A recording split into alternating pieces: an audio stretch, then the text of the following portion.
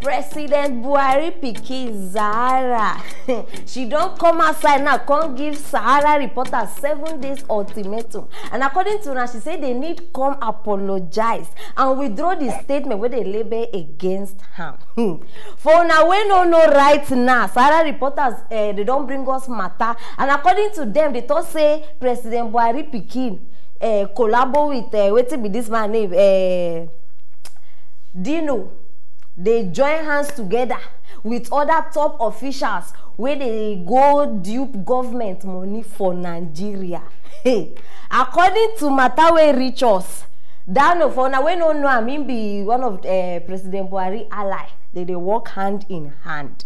And now they thought say this man, okay, for now we know as I know say many of una no even know matter wey dey ground say President Buhari pikin get foundation. And that foundation wey we dey talk about this Dano na the only signatory wey dey in fact anything wey concern money for this foundation, if you no meet am you no go get access to anything. And the amount of money wey we dey talk about na 51 billion naira. 51 billion, and that money they suppose use am for improvement of custom revenue. My people, out of that 51 billion, they thought say Buhari pikin and the signatory and the other top officials, they say 2.5 billion vanish. Till today, we don't even know where that money go. We don't know where it pass. And they thought say now only this man, the signatory, now he get access. So every allegation where they concerning this matter, they point to this man. And now Buhari pikin don't come outside when they talk say they need apologize to them. They need withdraw that statement. If not, hell go lose. As soon as they talk for English. The thunder way go fire this guy. The thunder way go fire this guy. They do press up. They come outside, they talk. Hey, they should withdraw statement. They should do this one. I mean, how old be this guy? How old you be? No, see all these small chewing-gum girls. Because your papa don't manage. We don't help your una destiny. Before we not be a car una been dey fry. We don't help una destiny finish. You come outside now, they demand apology. When you finish school, hey, Chineke me. Now this girl feel say she get experience now. You dey sit down now, you dey get meeting with the board of directors concerning the DPPR. At this your age. See, my people, if only this girl been talk this thing in front of me, hey, una suppose know me by now. Me, I know they waste time. I go don't give her it to like the two side of the face. I go give her. She herself, she go realize say yes, she don't wake up. You and your father will now be in fact, armed robber self now understatements. Heavy block where these people they carry. No, it get time when Buhari no they cash out. Every time una go hear matter. If no be himself, na person where they related to that. If no be person where na remember. Wait, I don't understand. We just the year price of money. So billions have been transferred to this one. This one has fraud. That one we not only amount with the year. Nobody don't see okay. Oh, now this money they don't use or do this or they don't. You need apology. Your father we don't offend us. In fact, we don't they cry since your father he don't come back and apologize to us. The bad governance, no make us start a mention so that you go know, because if not to start a list, my sister, you go see you go just enter prison. Buhari don't do us things. Innocent people where they don't maltreat, they don't harass. He don't apologize. Now question I just they ask you. He apologized. Now, see, if you want to talk something, like, how did they talk that is for English? Before you remove something for your eye, for person eye, check your own eye. Check your father before you come outside. They demand apology. They do this one. See, I don't just get your time. If I get your time, you know, say you know, even father, pikin, tough now. Birds of the same feather. Anyhow, I no go blame you. They on our blood. They run inside on our family. 2.5 billion. The thing just vanish. 2.5. Looters just food these people family. You thief money, oh. Now you still on the. This thing, if they do me like something way happened to me before. I remember those days. You know, say if you steal something like that period, they take meat from our mama pot. Now you go come a serious face again, oh, say why now, mommy, don't be doing this one, don't be. But you know, all these people will like they argue. Now them do pass, my people. You go soon collect slap. Continue. All this way they do. Continue. I beg. Before you go come outside, say make we apologize to you, my sister. Leave that matter. When your father apologize to Nigeria, then you can come outside. They will have this discussion. Till then, go lick stew. Go lick stew. You see, you don't get anything to do on this table. And I beg, as soon as I don't start the good war, make me continue. You understand? All the people where they investigate this case, Biko, continue. Look deep. See, we go even find out. See, we go find out, say, more than this money, now they miss. No, make they check up. This one now just 2.5 where we the year. By the time they do all the calculation finish, when I go call realize say they don't pass the amount, say where they mention. No be today we hear this one. I bet nobody there above the law. So persecute them, check inside this matter, and if they dey guilty, which we know say they dey guilty, just lock them up. I know one year say my father is this, my grandfather is this, that one inside your pocket. You understand? My people, now I say make I bring this matter on our side today. Hey. Our dear president Pikin, now we they talk about, and I don't say many of you now, I get many things to talk, but no wahala, still drop off for that comment section, and I go they reply on one by one. Una know as they go. Share this video so that everybody go know what they share for this house. Very, very important. And subscribe if you never subscribe. Stay tuned for our next story. Nigerian youths don't they vex now, they don't go burn Imo police station. No be small matter, my people. They say the police people kill 2 siblings. 2, no be 1, they kill them straight. And according to matter where reach me, they say 1 a girl, 1 a boy. You understand? So the girl in boss put her inside prison. I don't know crime where she commit to, in boss go carry and go arrest her. Okay, as she did there now, now there the matter start to my people. They say they can't rape this girl inside prison. They can't rape her.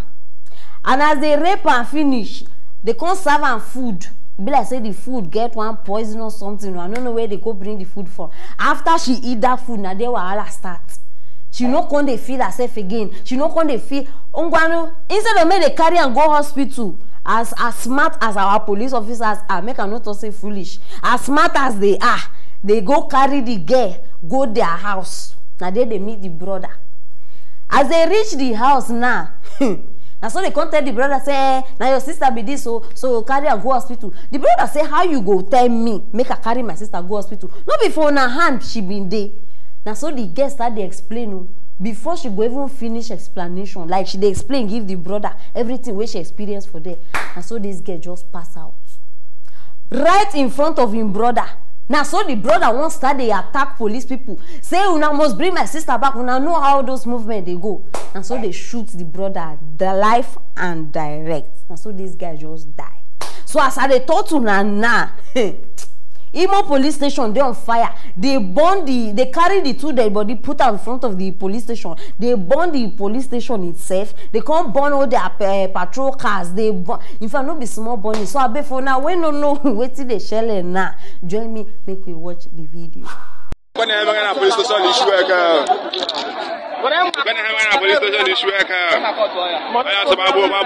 police on fire.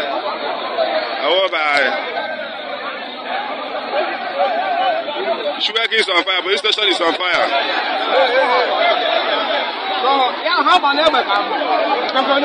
Police station is on fire.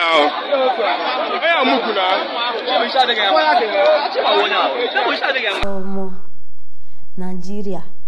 No wonder they sing Narija, Jaga, Jaga. Everything is kata. It be like say, see, that guy will sing that he see the future. Because that song now sings, he see the future. I don't know when we go hear good news. I know just know.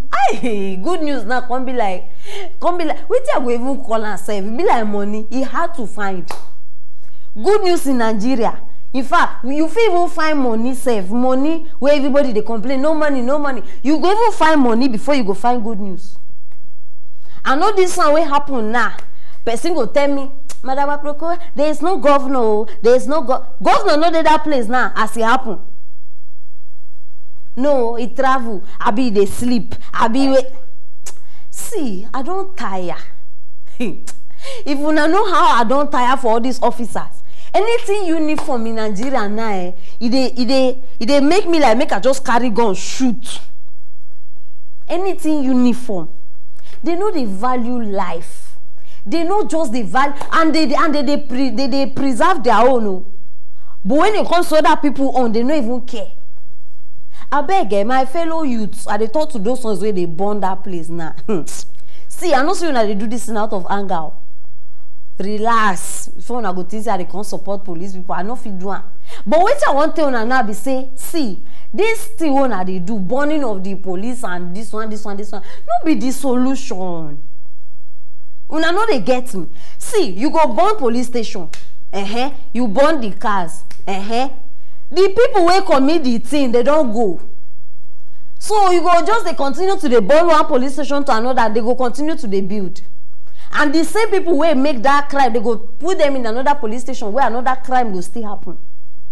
Now the reason are now.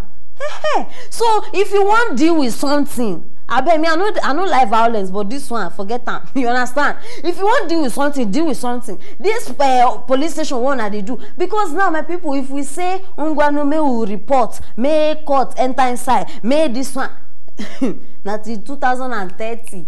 Before we go here, say, okay, they don't bring up the case, they don't this one, they don't this one. 2030 before it go happen. Una rape girl, you know do una. Una poison her. You know do una. She still die. Even as she die, una eye still never clear. Una still shoot the brother.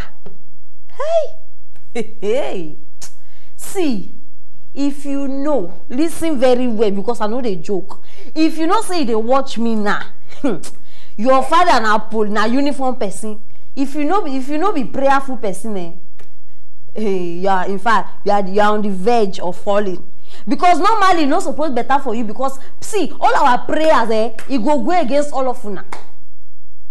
Yeah, so in case una no many people they carry their parents in things where their parents don't do before it go come face their own children. It they happen, no be Africa magic. So if you know say your father be hey, if I be you, I go start to advise my papa. Say daddy, don't be doing this, don't be doing this. Because these people, they very clear. Lack of training. They no train una. They no train una. They go just see person for street. Hey, what's up? Come here. Give her a uniform. Carry gun. Give her. That one too go stand like out there for streets. Say they control people. Now why una no just feel reason? Now why una no? No, we dey wait. We dey wait because I know say as this thing happen now, don't dead, they go hear up. And now we dey wait, make they come outside, can't give us their own nonsense reason. It didn't happen, we did not. We dey wait for that one a nonsense English when I won't come speak.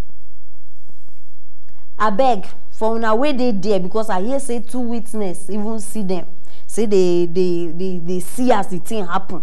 Una when no say una be there when the thing happen, una be say una remember these people face. So Biko, look for the pictures and poster. It is very, very important because we they look for them. They must pay for the thing where they don't do. They don't go free. Very important. So because all of una we no say una been there as this thing happen. Una see those officers start they put the pictures down. Una get power. Una go just they come outside. Hey, this one you don't respect my uniform. Uniform or shiwo? Which uniform? Boko Haram go come, una go run. Bandits go come, una go run. This one go come, una go run. But if na people wanna say no even carry weapons, una get power, and then una go come outside with those una skeleton body way be like. See, make una continue. You gonna go so meet youth way they go finish all of una. Make una continue. My people, this thing, they in fact 2 people just die. Now the sad part of this matter where they talk like this. 2 siblings just die, just they feel for the parents, and that one said, now if they get parents, what if these people they been survive on their own? Now only God go help us for Nigeria. I beg, una need share this video. una need share this video so that those police people will go start it, because they need pay for the thing where they don't do. You understand? And if una no share am, how people go no see this thing don't happen? Very, very important. And drop your comment there. Anything you think concerning this matter, drop and there. I will reply now one by one. And make sure say you subscribe so that you no go miss any hot video like this one. Stay tuned for our next stories.